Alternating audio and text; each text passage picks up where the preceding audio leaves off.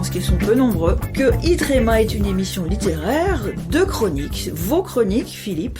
Donc toutes les semaines, vous nous chroniquez un livre, un essai, selon un peu les principes républicains qui vous habitent, et vous nous parlez donc de vos choix littéraires. Je rappelle également qu'Itrema est une émission de l'UFAL, l'Union des familles laïques. Et pour cette chronique, aujourd'hui vous allez nous parler du livre d'une historienne très connue, donc Elisabeth Roudinesco, un livre qui s'appelle « Soi-même comme un roi », un essai sur les dérives identitaires. Historienne spécialiste de la psychanalyse, Elisabeth Roudinesco éclaire d'un jour particulier les dérives identitaires qui caractérisent notre époque.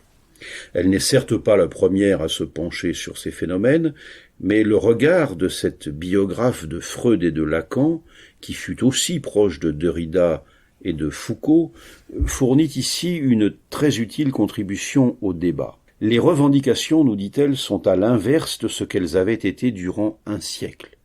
Obsédées qu'elles sont par l'auto-affirmation de soi. Elle convoque plusieurs catégories pour étayer son propos sur lesquelles elle a depuis longtemps travaillé. Le genre, la race, les questions coloniales. Son expertise et sa connaissance approfondie permettent d'appréhender ces évolutions avec le sérieux et la rigueur qui s'imposent, loin des raccourcis militants et des survols hâtifs. Elisabeth Roudinesco remarque comment les termes de ces débats ont été importés des États-Unis d'Amérique, pays dans lequel l'appartenance à une ou plusieurs communautés est une donnée sociale évidente, culturellement ancrée dans la conception même de cette nation fondée par et dans le multiculturalisme. Elle récuse par ailleurs avec force l'idée souvent avancée ces dernières années que ces dérives identitaires que nous connaissons aujourd'hui seraient nées de l'interprétation de la French Theory, cette pensée dont Derrida, Foucault, Deleuze, Lyotard, Guattari ou Baudrillard étaient les représentants et qui eut un succès considérable sur les campus américains à partir des années 1970. Pour autant, on aurait lu avec profit de la part de l'auteur une analyse de la façon dont cette fameuse French Theory a relativisé l'idée même de l'humanisme. Alors sur le genre, Elisabeth Roudinesco passe en revue la manière dont le combat féministe a évolué au profit d'une régression moralisatrice qui accompagne finalement ce qu'elle appelle la reconduction d'un système totalisant. Concernant la race, elle rappelle comment Claude Lévi-Strauss, l'anthropologue, affirmait que cette notion devait être bannie des études anthropologiques, culturelles, sociales et philosophiques. C'est probablement sur ces questions touchant au colonialisme et en particulier à la pensée anticolonialiste que l'auteur apporte la réflexion la plus utile au débat, elle qui a examiné dans le détail la prose d'Aimé Césaire, de Jean-Paul Sartre, de Frantz Fanon ou encore d'Édouard Glissant.